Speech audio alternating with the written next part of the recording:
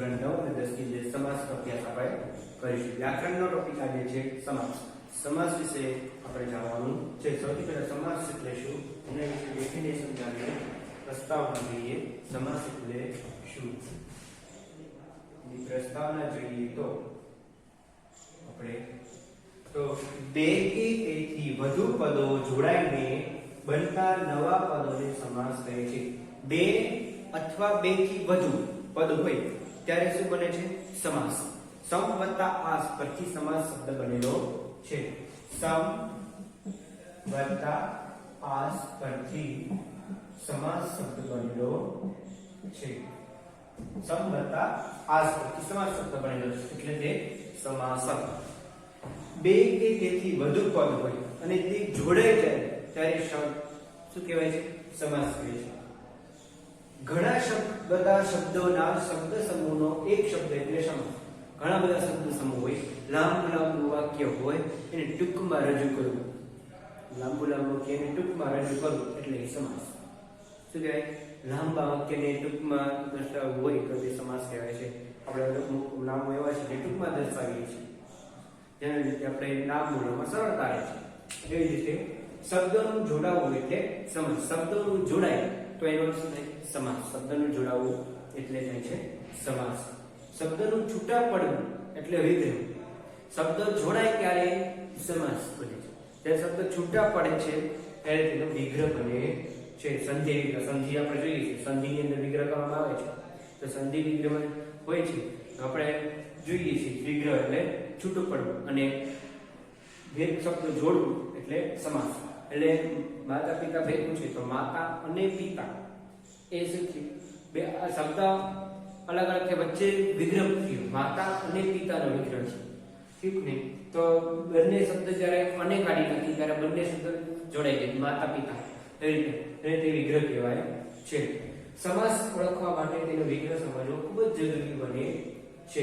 તો દરેક સમાજને, દરેક સમાસનો વિગ્રહ જુદી જુદી રીતે થાય છે. તેની લાક્ષણિકતા એટલે ચાવીઓ ઉદાહરણ છે નીચે મુજબ કે સમાસના પ્રકારો નીચે મુજબ છે. તમે જો સમાસ જે છે બે કે તેથી વધુ પદ જોડીને નવો પદ બને ત્યારે સમાસ કહેવાય છે. બે અથવા બે થી વધુ પદ હોય અને નવો પદ જ બનતો હોય ત્યારે તે સમાસ કહેવાય છે. ઘણા બધા શબ્દ સમૂહો જે છે એ પણ એક સમાસનો જ એક ભાગ છે. શબ્દોનું જોડાવું એટલે સમાસ અને શબ્દોનું છૂટા પડવું એટલે વિગ્રહ. એટલે સમાસ ઓળખવા માટે વિગ્રહ સમજવો જરૂરી બને છે. બીજું, દરેક સમાસનો વિગ્રહ જુદી જુદી રીતે થાય છે. તેની લાક્ષણિકતાઓ અને તેની ચાવીઓ ઉદાહરણ છે આપણે જોઈશું. તો સૌથી પહેલા આપણે સમાસ જોવાનો રહેશે. દ્વંદ્વ સમાસ. તો સૌથી પહેલા આપણે જોઈએ દ્વંદ્વ સમાસ વિશે અભ્યાસ કરીએ. તો સૌથી પહેલો સમાસ છે દ્વંદ્વ. જોઈએ સમાસ.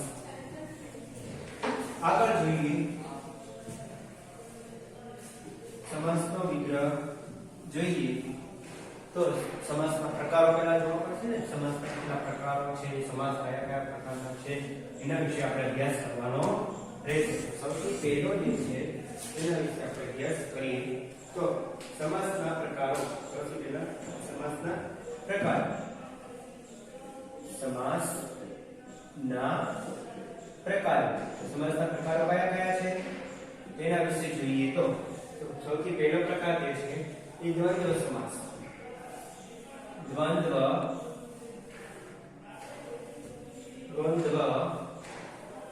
સમાસ એની વ્યાખ્યા જોઈએ આપણે. દ્વંદ્વ સમાસની વ્યાખ્યા શું છે? કે જે સમાસમાં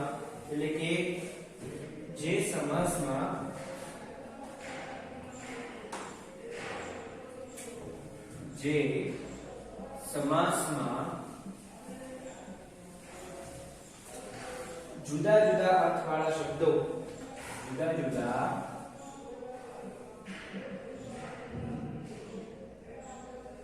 અર્થવાળા શબ્દો જે સમાસમાં જુદા જુદા અર્થવાળા શબ્દો સમાન કક્ષા ધરાવતા હોય. જુદા અર્થવાળા શબ્દો સમાન કક્ષા ધરાવતા હોય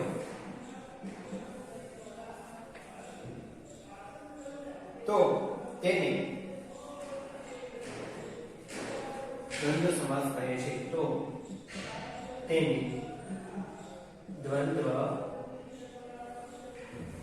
સમાસ કહે છે. કયો સમાસ કહેવામાં આવે છે? દ્વંદ્વ સમાસ કહેવામાં આવે છે. જોઈએ તેને દ્વંદ્વ સમાસ કહે છે.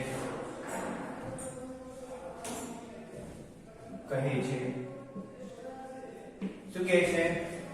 તો જે સમાસમાં જુદા જુદા અર્થવાળા શબ્દો સમાન કક્ષા ધરાવતા હોય એને કયો સમાસ કહેવાય છે? દ્વંદ્વ સમાસ. એનો પ્રત્યય શું છે?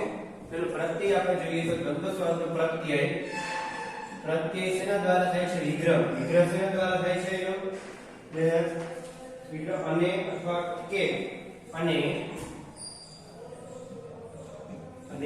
કે દ્વારા વિગ્રહ થાય છે. અને કે દ્વારા ઉદાહરણ તરીકે જોઈએ તો ઉદાહરણ જોઈએ આપણે. ઉદાહરણ આપણે જોઈએ તો માતા પિતા. તો ઉદાહરણ માતા પિતા તો છે જ, પણ માતા પિતાનો વિગ્રહ કરવાનો છે, છૂટું પાડવાનું છે. તો કયા આવનામાં છૂટું પાડી શકાય? કયા પ્રત્યય દ્વારા? અને કે શેના દ્વારા આપણે છૂટું પાડી શકીએ? તો અને તો માતા અને પિતા એમ આપણે બોલીએ છીએ, વિગ્રહ પાડીએ છીએ ત્યારે માતા અને પિતા. માતા અને પિતા એવું ના બોલીએ છીએ. એટલે આપણે કે નું જોઈએ તો કે માં જોઈએ તો કે ની અંદર શું આવે? કે માં જોઈએ તો વધે ઘટે. આની અંદર તમે કઈ રીતે કરી શકો? વધે અને ઘટે તો બોલી ન શકાય. વધે કે ઘટે એમ આપણે બોલીએ છીએ કે ના વિગ્રહ દ્વારા. વધે કે ઘટે. હવે જુઓ અહીંયા જે સમાસમાં જુદા જુદા અર્થવાળા શબ્દો સમાન કક્ષા ધરાવતા હોય તો તેને દ્વંદ્વ સમાસ કહે છે. સમાન કક્ષા ધરાવતા હોય, એક જ સમાન હોય તો તેને શું કહેવાય છે? દ્વંદ્વ સમાસ કહે છે. દ્વંદ્વ સમાસ ઓળખવો ખૂબ સહેલું છે. કઈ રીતે ઓળખી શકો તમે દ્વંદ્વ સમાસ? તો પ્રત્યય ક્યાં આવે છે? અને કે કયા દ્વારા વિગ્રહ થાય છે? તો વિગ્રહ અને કે દ્વારા. તો એનું ઉદાહરણ શું આપણે જોયું? તો માતા પિતા. તો માતા અને પિતા. વધે ઘટે. વધે કે ઘટે. ત્યાર પછી નવું ઉદાહરણ જોઈએ. ઉદાહરણ આબોહવા. આમાં તમે કયો વિગ્રહ કરશો? આની અંદર તમે કયો વિગ્રહ કરશો? અને થી કરશો કે થી કરશો? કેનાથી થશે વિગ્રહ? આબો કે હવા આવે? નો આવે. આબો અને હવા. આબો અને હવા. આબો અને હવા એના દ્વારા આપણે વિગ્રહ કરી શકીએ. કયા દ્વારા વિગ્રહ કરી શકીએ? આભ અને હવા. આભ અને હવા. આભ અને હવા. આભો હવા. આભ અને હવા. આભ બોલે છે. ભલે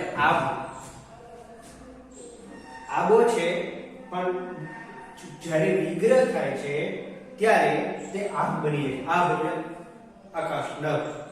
હવા એટલે હવા, પવન. એટલે આભ અને હવા. આબો હવા. આભ અને હવા એમ થાય છે. વેર છે. વેર અને જે. વેર કે જે આપણે બોલતા છીએ વેર છે. આવું કેટલાક ઉદાહરણો તમે જોઈ શકો છો તમે તમારી પુસ્તકની અંદર. તો આપણે હવે બીજો સમાસ જોઈએ. મધ્યમ પદ લોપી. મધ્યમ પદ લોપી. આપણે આમ તો મધ્યમ પદ લોપીનો સમાસ આપણે જોવાનો છે. તત્પુરુષ સમાસ છે આપણે છેલ્લે જોઈશું. તો મધ્યમ પદ લોપી આપણે જોઈએ. બીજો સમાસ આ તમને ખ્યાલ આવી ગયો. દ્વંદ્વ સમાસની અંદર શું છે? તો જે સમાસમાં જુદા જુદા અર્થવાળા શબ્દો સમાન કક્ષા ધરાવતા હોય તો તેને દ્વંદ્વ સમાસ કહે છે.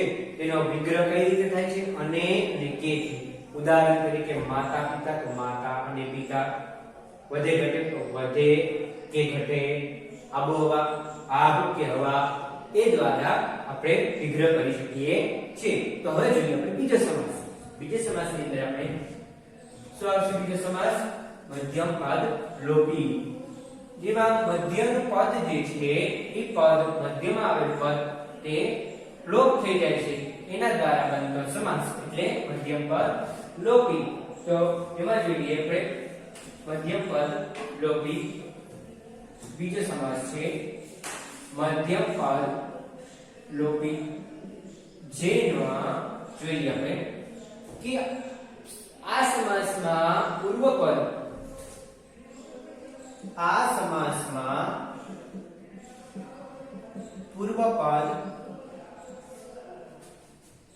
અને ઉત્તર પદ વચ્ચે રહેલું અને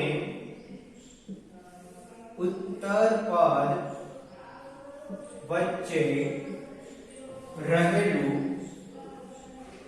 પૂર્વ પદ અને ઉત્તર પદ વચ્ચે રહેલું મધ્યમ પદ લોપ પામતું હોય, મધ્યમ પદ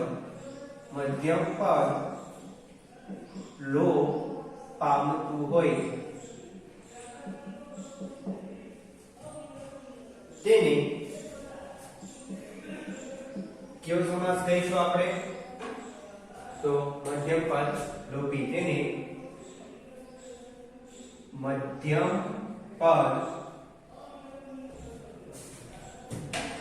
તેને આપણે મધ્યમ પદ લોપી સમાસ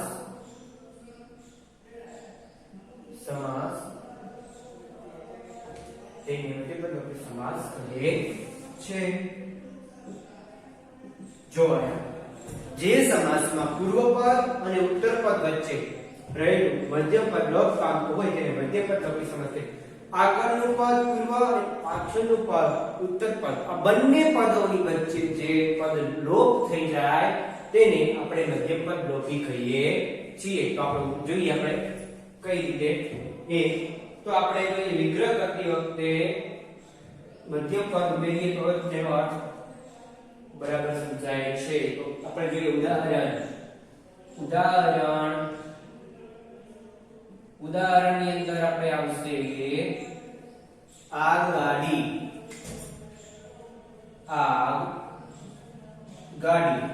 તો એનું ઉદાહરણની અંદર જવાબ શું આવશે?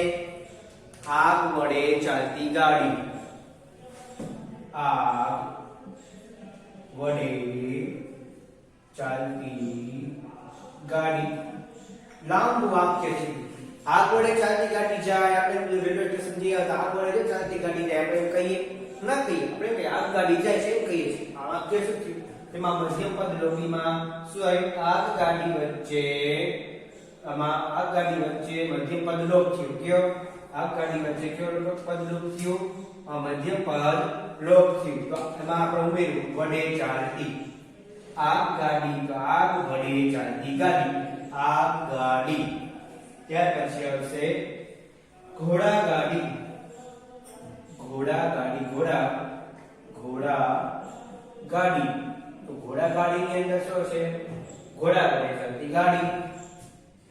ઘોડા વડે ચાલતી ગાડી. તો એ ઘોડા ગાડી. પછી આપણે જોઈએ આગળ દીવાદાંડી. દીવો બતાવતી દાંડી. દીવાદાંડી. તો દીવો બતાવતી દાંડી. તો દીવાદાંડી. દીવો બતાવતી દાંડી, દીવાદાંડી. આરામ કરવા માટેની ખુરશી. આરામ કરવા માટેની ખુરશી એટલે આરામ ખુરશી. જો આરામ ખુરશી. આરામ ખુરશી. તો આરામ કરવા માટેની ખુરશી. આપણે કોઈને કેવું હોય અમારે ખુરશી આરામ કરવા માટેની ખુરશી લઈ આવીને આપણે એમ કેવું હોય આપણે એક વાક્ય થોડા બોલી પણ આરામ ખુરશી આપણે એમ કહીએ ને આપણે પણ મધ્યમ પદ લોપ અહીંયા લોપ થઈ ગયો છે. જો આ ગાડીમાં આવી તો આગ વડે ચાલતી ગાડી મધ્યમ પદ લોપ થઈ ગયો છે. વડે ચાલતી જે મધ્યમ પદ છે પૂર્વ પદ અને ઉત્તર પદ વચ્ચે જે રહેલું છે મધ્યમ પદ એ લોપ થઈ જાય છે. જોઈ આરામ ખુરશી છે તો આરામ અને ખુરશી પૂર્વ પદ અને ઉત્તર પદ વચ્ચે શું થયું? મધ્ય પદ લોપ થઈ ગયું છે, એટલે કે આરામ કરવા માટેની ખુરશી જે છે એમાં કરવા માટેની એ જે છે એ મધ્યમ પદ છે. એને આપણે વાક્યને અર્થને વ્યવસ્થિત બેસાડવું તો જોઈએ ને. આરામ ખુરશી તો આરામ કરવા માટેની ખુરશી, એમ આપણે કહેવું આરામ ખુરશી એમ કહેવાય નહીં, પણ એનો વાક્ય તો આપણે પૂર્ણ કરવું જોઈએ ને. એટલે આરામ કરવા માટેની ખુરશી એટલે આરામ ખુરશી. આગગાડી આગ વડે ચાલતી ગાડી, ઘોડાગાડી ઘોડા વડે ચાલતી ગાડી, દીવાદાડી દીવો બતાવતી ગાડી. તો તમને આમાં ખ્યાલ આવી ગયો છે. જે સમાસમાં પૂર્વ પદ અને ઉત્તર પદ વચ્ચે મધ્યમ પદ પામતું હોય, મધ્યમ પદ આવતું હોય ત્યારે મધ્યમ પદ લોપી સમાસ કહેવાય છે. આપણે આગગાડી છે આગગાડીનું ઉદાહરણ જોઈએ. આગગાડી વચ્ચે પૂર્વ પદ અને ઉત્તર પદ આ બંને વચ્ચે જે વડે ચાલતી ગાડી, તો વડે દ્વારા થઈ શકે અને મધ્યમ પદ વડે દ્વારા થઈ શકતું હોય છે પ્રત્યેયનો. પછી આપણે જોઈએ પરદેશ બીજો.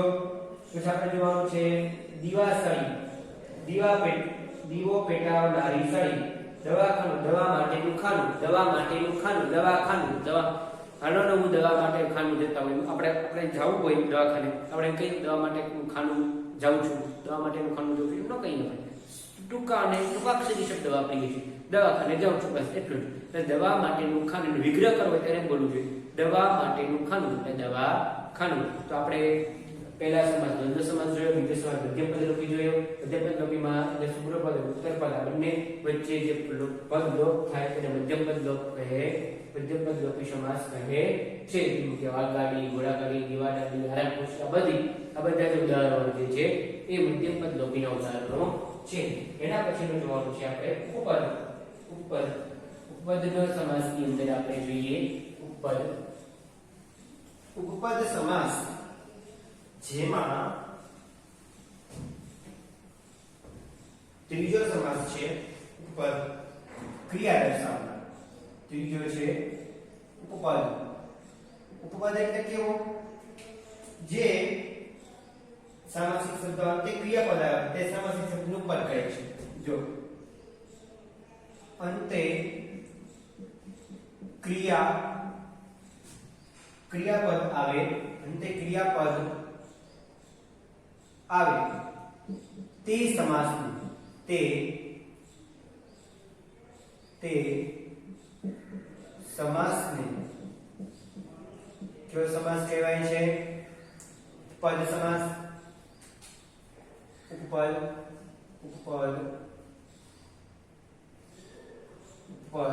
સમાસ કહે છે.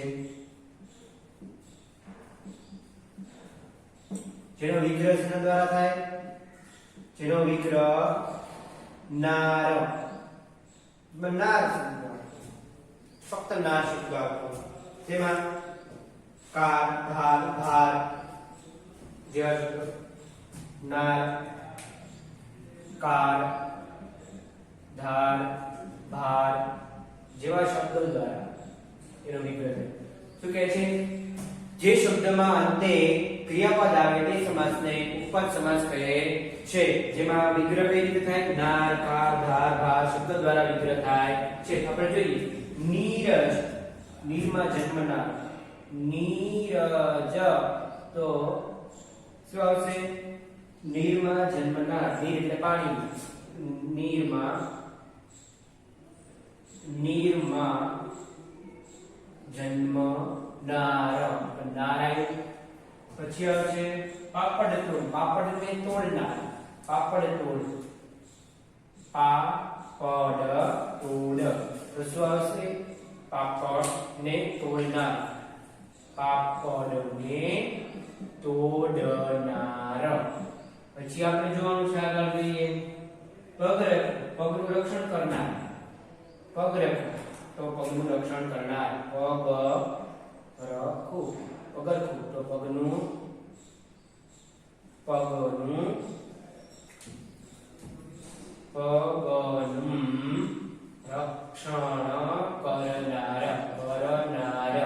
તો શું થયું? પગરખું. ત્યાર પછી ગૃહમાં રહેનાર. ત્યાર પછી આપણે જોવાનું છે ગૃહસ્થ તો આવશે ગૃહમાં રહેનાર એટલે ઘરમાં રહેનાર, ગૃહમાં રહેનાર એટલે ઘરમાં રહેનાર આવતો હોય, જ્યાં શબ્દો આવતા હોય ત્યારે છે આનંદજનક, આનંદને જન્મનાર, જન્માવનાર, આનંદજનક એટલે આનંદને જન્માવનાર. પછી નર્મદા, નર્મ આપનાર, નર્મ આપનાર, આનંદ આપનાર, નર્મ એટલે આનંદ, આનંદ આપનાર એવું આપણે જોઈએ. તો અંતે ક્રિયાપદ આવે તે સમાસ ઉપપદ સમાસ કહેવાય છે. ક્રિયાપદ ના, કા, ધા આવતું હોય તેને તો જોઈએ. નીરજ, નીરમાં જન્મનાર, નીરજ એટલે પાણી, નીર એટલે પાણી થાય, પાણીમાં જન્મનાર શું? કમળ, પાણીમાં જન્મે તો નીરજ, તો પાણીમાં જન્મનાર, નીરમાં જન્મનાર, છેલ્લે નાર આવ્યો, શું આવ્યું છેલ્લે? છેલ્લે નાર આવ્યો, બધામાં છેલ્લે નાર આવી ગયો છે. તો આપણે જોઈએ તો જોયું પાપડ પર, પાપડને તોડનાર, પગરખું, પગનું રક્ષણ કરનાર. પછી ગૃહસ્થ, ગૃહમાં રહેનાર, છેલ્લે નાર આવે અથવા કાર, ભાર, બાર જેવા શબ્દો આવે ત્યારે તે ઉપપદ સમાસ કહેવાય છે. તમને આમાં ખબર પડી ગઈ છે કે ઉપપદ સમાસ કોને કહેવાય? કારણ કે ક્રિયાપદ આવે તે સમાસને ઉપપદ સમાસ કહેવામાં આવે છે. હવે પછીનું જોઈએ આગળ. તો એક પછીના સમાસની આપણે ચર્ચા કરીશું. તો હવે પછીના સમાસની ચર્ચા કરીએ તો હવે પછીના બીજા ભાગની અંદર આપણે આગળના બીજા સમાસની ચર્ચા કરીશું. ધન્યવાદ, આભાર.